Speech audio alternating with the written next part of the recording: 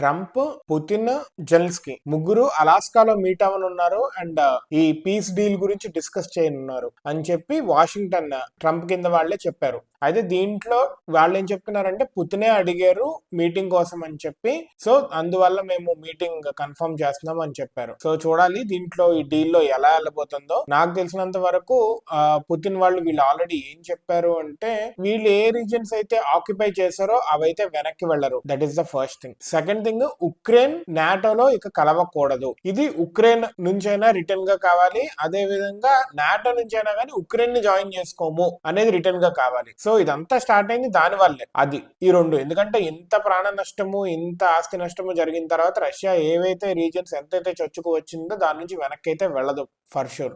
ఈ రెండిటికి పుతిన్ తగ్గడు అనేది నేను అనుకుంటున్నాను. ఒకవేళ అది కాదు ఇది కాదు అని చెప్పి పీస్ టాక్స్ లో ఇంకా వీళ్ళు ప్రెషరైజ్ చేసినా గానీ క్యాన్సిల్ చేసుకొని రావటమో ఏదో అవుతుంది అని నేను అనుకుంటున్నాను. Let us see how it goes.